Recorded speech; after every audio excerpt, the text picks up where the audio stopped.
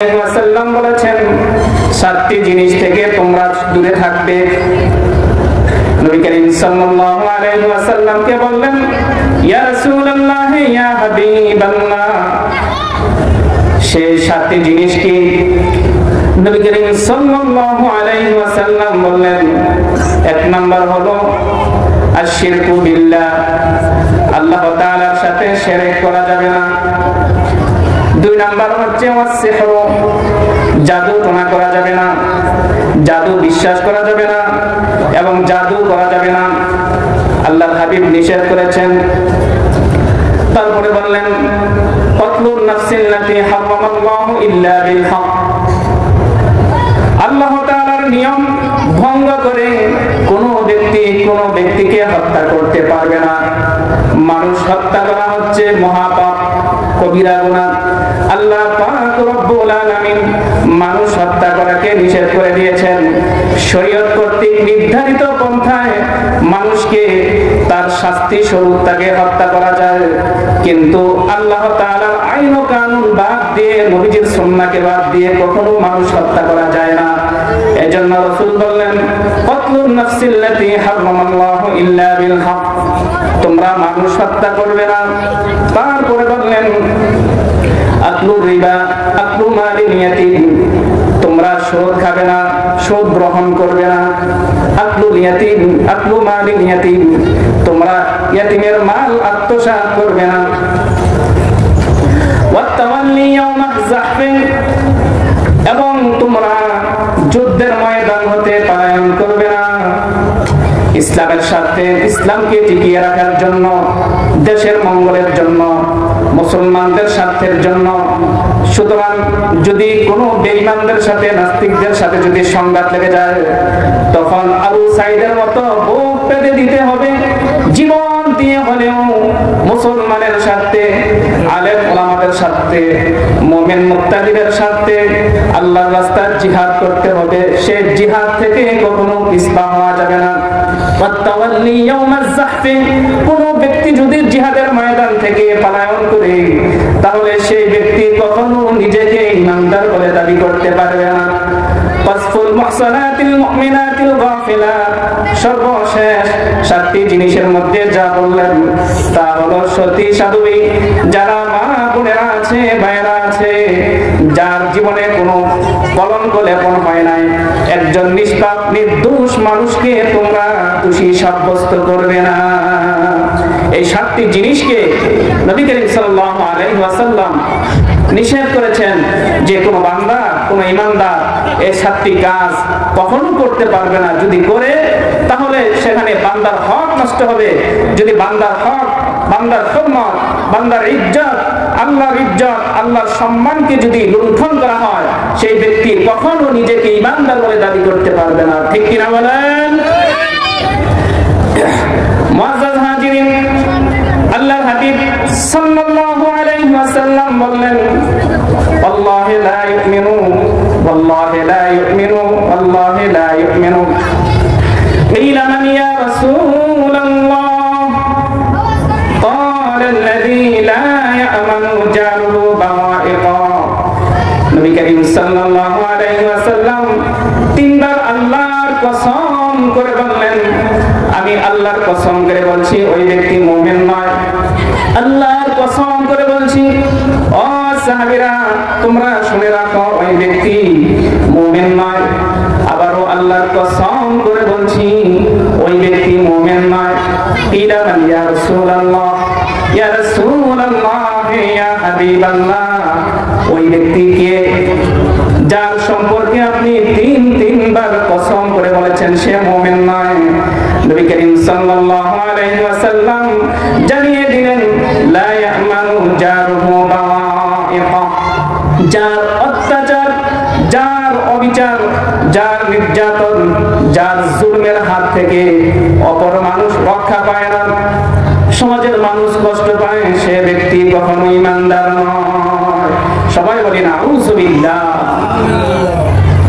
মুআজ্জাজ হাজিরিন, শুধু তাই নয়, আল্লাহর হাবিব সাল্লাল্লাহু আলাইহি ওয়াসাল্লাম ইরশাদ করেছেন, তিনি বলছেন, মান কানা ইউমিনু বিল্লাহি ওয়া وباليوم الآخر فلا يؤذي جاره ومن كان يؤمن بالله وباليوم الآخر فليكرم ضيفه ومن كان يؤمن بالله وباليوم الآخر فليقل خيرا أو ليسكت মহান আল্লাহ তাআলা তিনি তার হাবিবকে কেমন একজন আদর্শবান ব্যক্তি হিসেবে গ্রহণ করেছেন।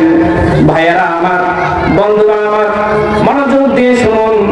আজ থেকে ১৫০০ বছর আগে যারা মুমিন, যারা মুত্তাকি, যারা ঈমানদার, যারা ৫ ওয়াক্ত নামাজি আছে, যারা ৫ ওয়াক্ত নামাজ আদায় করে, যারা রমজানের রোজা রাখে, যারা হজ করে, যাকাত দেয়, আল্লাহর রাস্তায় দান সদকা করে, এই সমস্ত মুমিন মুত্তাকি যারা আছে তাদেরকে উদ্দেশ্য করে বলা হয় যে ব্যক্তি আল্লাহ এবং তার রাসূলের উপর ঈমান এনেছে, যারা আল্লাহর উপর এবং পরকালের উপর বিশ্বাস স্থাপন করেছে, ফালা রিজারহু, সে যেন প্রতিবেশী লোকের দুঃখে যেন কষ্ট না দেয়। যদি আল্লাহর উপর যদি ঈমান আনে, যদি সে বিন্দু পরিমাণ যদি আল্লাহর উপর ঈমান আনে, অথবা সে পরকালের উপর যদি সে বিশ্বাস করে যে আমি কাল কিয়ামতের দিন আল্লাহর দরবারে জবাবদিহি করতে হবে, প্রত্যেকটি কাজের কর্মের হিসাব দিতে হবে, যদি তার পরকাল দিবসে পুনরুত্থান হবে, সেখানে আল্লাহ তাআলার সামনে দণ্ডায়মান হয়ে প্রত্যেকটি কাজের হিসাব দিতে হবে, যদি তার এরকম ভয় থাকে, আল্লাহর উপর ঈমান থাকে, পরকালের উপর যদি ঈমান থাকে, আল্লাহর হাবিব বলছেন ফালা ইউযি জারহু, সে যেন তার প্রতিবেশী ভাইকে কষ্ট না দেয়। ওয়া মান কানা ইউমিনু বিল্লাহি ওয়া বিল ইয়াউমিল আখির ফালিইউকরিম দাইফাহু, আর যদি কোনো ব্যক্তি ঈমানদার হয়, সে যদি আল্লাহর উপর পরকালের উপর বিশ্বাস করে, সে যেন সে মেহমানদারি করে, যারা মেহমান আছে মেহমানকে যেন সম্মান করে। তারপরে বললেন ওমান কানা ইউমিনু বিল্লাহি ওয়া বিল ইয়াউমিল আখির, আর যারা আল্লাহর উপর এবং পরকালের উপর বিশ্বাস রাখে, ফালি বলা হয়েছে মান কানা ইউমিনু বিল্লাহি ওয়া বিল ইয়াউমিল আখির ফালিয়াকুল খায়রান আও লিয়াসকুত, যদি আল্লাহর উপর পরকালের উপর বিশ্বাস করে সে যেন ভালো কথা বলে, আর যদি সে ভালো কথা বলতে না পারে সে যেন চুপ থাকে। এখানে তিনটি কথা আমরা ঈমানদার হিসেবে সব সময় মনে রাখতে হবে। এক নাম্বার কথা হচ্ছে, যদি আল্লাহ এবং তার রাসূলের উপর যদি ঈমান আনে বা পরকাল দিবসের উপর যদি বিশ্বাস করে, তাহলে সেই ব্যক্তি তার প্রতিবেশী ভাইকে কষ্ট দিতে পারবে না। যদি আল্লাহর উপর ঈমান আনে, যদি আল্লাহর উপর বিশ্বাস থাকে, পরকালের উপর বিশ্বাস থাকে, তার প্রতিবেশী ভাইকে কষ্ট দিতে পারবে না। নাম্বার 2 হচ্ছে, যদি সে আল্লাহর উপর এবং পরকাল দিবসের উপর যদি বিশ্বাস রাখে, সে যদি ঈমান আনে, তাহলে সেই ব্যক্তি মেহমানদেরকে সম্মান করতে হবে। একজন মেহমান আপনার বাড়িতে বেড়াতে আসছে, তার সাথে আপনি কখনো দুর্ব্যবহার করতে পারবেন না। আপনি তাকে আদর যত্ন করে সুন্দর মতে তাকে সুন্দর করে থাকার ব্যবস্থা করতে হবে, তাকে সুন্দর করে ভালো মানের খাবার তাকে খাওয়াইতে হবে, আদর আপ্যায়ন করতে হবে, তাকে সম্মান দিতে হবে। যদি একজন ব্যক্তি পরকাল দিবসের উপর ঈমান আনে, অথবা সেই ব্যক্তি যদি আল্লাহর উপর যদি বিশ্বাস রাখে, সবাই বলি সুবহানাল্লাহ। নাম্বার 3, আল্লাহ হাবিব বললেন কোন ব্যক্তি যদি পরকালের উপর বিশ্বাস রাখে, আল্লাহর উপর বিশ্বাস রাখে, ফালিয়াকুল খায়রান আও লিয়াসকুত, সেই ব্যক্তি যেন লোকদের সাথে সুন্দর মতো কথা বলে, আর যদি সুন্দর মতো কথা বলতে না পারে সে যেন চুপ থাকে, সে যেন নীরব থাকে। অর্থাৎ অনেক মানুষ আছে তার ভাষা খুবই কর্কশ, সুন্দর মতো মানুষের সাথে কথা বলতে পারে না, ধমক দিয়ে ঝাড়া দিয়ে কথা বলে এবং ভুরু কুঞ্চিত করে, মানুষকে পছন্দ হয় না। যদি পছন্দ হয় তার সাথে হাসি মুখে কথা বলে, আর যদি পছন্দ না হয় তাকে ধমক দিয়ে তাড়িয়ে দেয়। এরকম আছে না নাই? এরকম অনেক আছে। এই জন্য নবীজি বললেন, যদি তুমি আল্লাহর উপর বিশ্বাস রাখো আর পরকাল দিবসের উপর যদি তুমি বিশ্বাস রাখো, তাহলে তুমি কথা যদি সুন্দরভাবে বলতে পারো বলো, আর না হয় তুমি চুপ থাকো। এটা হচ্ছে আমাদের জন্য একটি উত্তম শিক্ষা। মুআজ্জাজ হাজিরিন, নবী করিম সাল্লাল্লাহু আলাইহি ওয়াসাল্লাম তিনি আমাদেরকে আরো শিক্ষা দিয়েছেন। তিনি বলেছেন, লাইসাল মুমিনুল্লাযী ইয়াশবাউ জারুহু ওয়া জাইউন ইলা জামবিহি। বান্দার হক কিভাবে নষ্ট করা হয়? আল্লাহর হাবিব বলছেন, যদি বান্দার হক যদি নষ্ট করা হয়, তার ইবাদত, তার বন্দেগী, তার নামাজ রোজা, তার দান সদকা কোনো কিছু আল্লাহর দরবারে কাজে আসবে না। এজন্য বান্দার হকের মধ্যে অন্যতম একটি হক হচ্ছে লাইসাল মুমিনুল্লাযী ইয়াশবাউ ওয়া জারুহু জাইউন ইলা জামবিহি।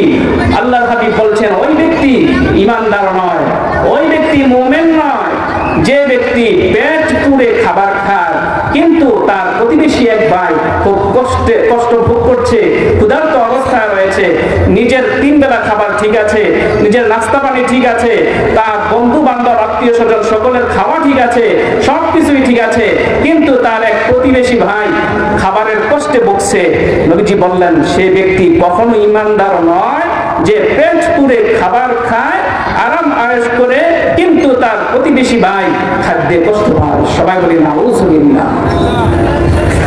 মুআজ্জাজ হাজিরিন, শুধু তাই নয়, আল্লাহর হাবিব সাল্লাল্লাহু আলাইহি ওয়াসাল্লামের কাছে একজন ইহুদি ব্যক্তি আসলেন। ইয়া রাসূলুল্লাহ, ইয়া হাবিবাল্লাহ, কাইফা লি আন আ'লাম ইযা আহসানতু আও ইযা আসাতু?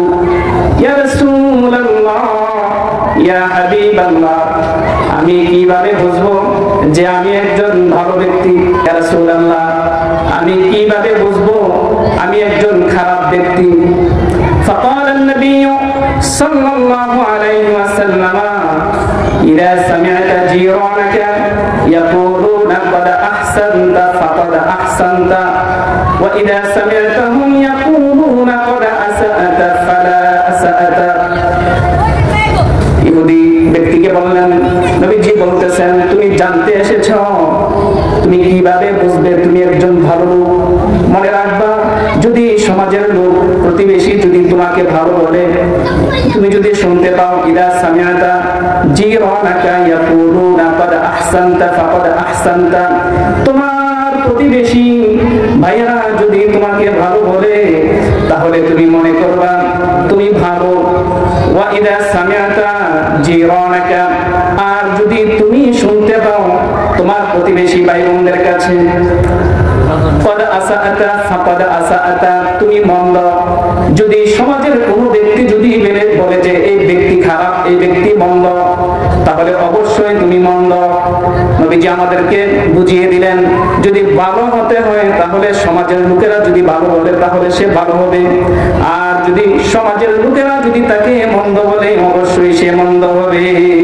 তবে হ্যাঁ, অনেক সময় দেখা যায় একজন মানুষ যদি সৎ পথে চলতে যায় তাহলে তার পিছনে অনেক লোক লেগে যায়। প্রত্যেকটা মানুষের পিছনে সে যতই ভালো হোক, যত বড় পীরসাব হোক না কেন, তার ভালো মন্দ দুটি দিক মানুষ ফলো করে। একটি আছে প্রতিহিংসামূলক, তার মন্দ বলে, সমাজের লোক তার মন্দ কথা বলে যে সেই লোকটা মন্দ, এটা হচ্ছে হিংসার কারণে সে ধনী হয়ে যাচ্ছে, তার নাম অনেক উপরে উঠে গিয়েছে, মানুষ তাকে ভালো বলছে, অন্য লোকের হিংসা হচ্ছে, এই জন্য তাকে মন্দ বলছে, এরকম না।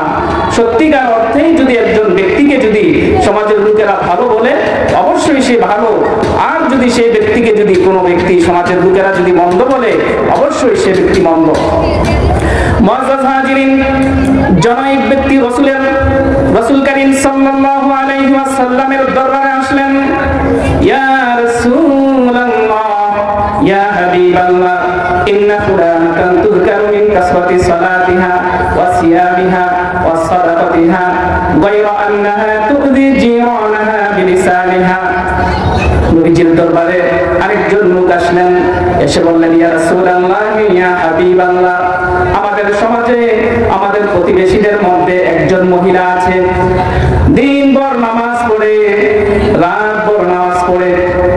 বলা হয়েছে সে এমন একজন ব্যক্তি পর্দা করে নামাজ পড়ে, বেশি বেশি নামাজ পড়ে, বেশি বেশি রোজা রাখে। অনেক মহিলারা আছে খালি জিজ্ঞাসা করে হুজুর রোজাটা কবে, এই রোজাটা কবে, ওই রোজাটা কবে, এমন কোন রোজা বাদ নাই যে রাখে না। এরকম আছে না? নাই, আছে। অনেক মহিলারা এরকম আছে, পর্দা করে 5 ওয়াক্ত নামাজ পড়ে, রোজা রাখে, বেশি বেশি করে আল্লাহর রাস্তায় দান সদকা করে, এরকম অনেকই আছে। জনৈক ইহুদি বললেন ইয়া রাসূলুল্লাহ, আমার প্রতিবেশীর মধ্যে এমন একজন মহিলা আছে, পর্দা করে, বেশি বেশি নামাজ পড়ে, নফল ইবাদত যত আছে সব কিছুই করে, মাহে রমজানে রোজা রাখে, শুধু তাই আছে সমস্ত রোজাগুলো সে রাখে। এরপরে বললেন সে বেশি বেশি করে আল্লাহর রাস্তায় দান করে, কিন্তু গায়রা আন্নাহা তুযি জিরানাহা বিলিসানিহা, তার ভাষা এত রুক্ষ, তার ভাষা এত কর্কশ, সহ্য করার মতো নয়। প্রতিবেশী লোকেরা কষ্ট পায় তার জবানের কারণে, এই মহিলার কারণে স্বামী কষ্ট পায়, সন্তান আদি কষ্ট পায়, তার আশেপাশের লোকেরা মহিলার জবানের কারণে কষ্ট পায়, কিন্তু মহিলাকে আবার বোঝার। ক্বালা হিয়া ফিন্নার, আল্লাহর হাবিব সাল্লাল্লাহু আলাইহি ওয়াসাল্লাম বললেন তার জবান খারাপ হওয়ার কারণে সে যতই নামাজ পড়ুক, যতই রোজা রাখুক, হজ করুক, যাকাত দেখ, সাদকা করুক, এই মহিলা হচ্ছে জাহান্নামী, সে জাহান্নামে যাবে। বলি নাউযুবিল্লাহ, আর জোরে বলি নাউযুবিল্লাহ। ওই ব্যক্তি শুধু তাই না, আরো বললেন ইয়া রাসূলুল্লাহ ইয়া হাবিবাল্লাহ ইন্না ফুলানাতান তুযকারু মিন কিল্লাতি সালাতিহা সিয়ামিহা ওয়া সাদাকাতিহা ওয়া আন্নাহা তাসাদ্দাকু বিল আসওয়ারি মিনাল ইqti ওয়া লা তুযি জিরানাহা বিলিসানিহা ক্বালা হিয়া ফিল জান্নাহ। নবী গো, ও আল্লাহর নবী, আরেকটি মহিলা আছে, সে নামাজ পড়ে কম, অর্থাৎ ফরজ নামাজগুলো সে যথারীতিভাবে আদায় করে এবং সে নির্দিষ্ট রোজাগুলো রাখে, অত বেশি রোজা রাখে না, এবং আল্লাহর রাস্তায় তেমন বেশি দান সদকা করে না। ওয়া আন্নাহা তাসাদ্দাকু বিল আসওয়ারি ওয়া আন্নাহা তাসাদ্দাকু বিল আসওয়ারি মিনাল ইqti, বলা হয়েছে পনিরের চাকার ন্যায় স্বল্প পরিমাণে তিনি আল্লাহর রাস্তায় সদকা করেন, কিন্তু তার তেমন কোনো আমল নাই। আল্লাহর হাবিব সাল্লাল্লাহু আলাইহি ওয়াসাল্লামকে বললেন এমন মহিলা তার জবান ভালো, সে সুন্দর ব্যবহার করে, তার ভাষা রুক্ষ নয়, ভাষা কর্কশ নয়, সেই মহিলা সম্পর্কে আপনার কি অভিমত? আল্লাহর হাবিব সাল্লাল্লাহু আলাইহি ওয়াসাল্লাম বললেন ক্বালা হিয়া ফিল জান্নাহ, এই মহিলা চলে যাবে জান্নাতে। বলি সুবহানাল্লাহ। মুআজ্জাজ হাজিরিন, যদি ইবাদত করতে হয়, ওয়াবুদুল্লাহ, তোমরা আল্লাহ তাআলার ইবাদত করো, কিন্তু একজন আবেদ, একজন বান্দা যদি ইবাদত করতে হয়, আল্লাহর দরবারে যদি তার বন্দেগী যদি কবুল করতে হয়, মঞ্জুর করতে হয়, অবশ্যই যারা প্রতিবেশী আছে সেই প্রতিবেশী লোকদের সাথে সৎ আচরণ করতে হবে, অন্যথায় তার অবস্থা খুবই খারাপ হবে। নবী করিম সাল্লাল্লাহু আলাইহি ওয়াসাল্লামের সেই আদর্শকে আল্লাহ তাআলা আলোচ্য এই বিষয়ের মধ্যে তুলে দিয়েছেন। ওয়ালাউ কুনতা ফাদদান গলিজাল কলবি লান ফাদ্দু মিন হাওলিক, হে নবী, আপনার ভাষা যদি কঠোর হতো, আপনার ব্যবহার যদি খারাপ হতো, তাহলে অবশ্যই মানুষ আপনার কাছ থেকে বহু দূর চলে যেত। ঠিক কিনা বলেন? নবীজি তাওহীদের দাওয়াত দিয়েছেন, রাসূলের সামনে যে এসেছেন, রাসূলের বাণী যে শুনেছেন, সেই তাওহীদের বাণী সে কবুল করে নিয়েছে, সে কালিমা পড়ে মুসলমান হয়ে গিয়েছে। বলি সুবহান।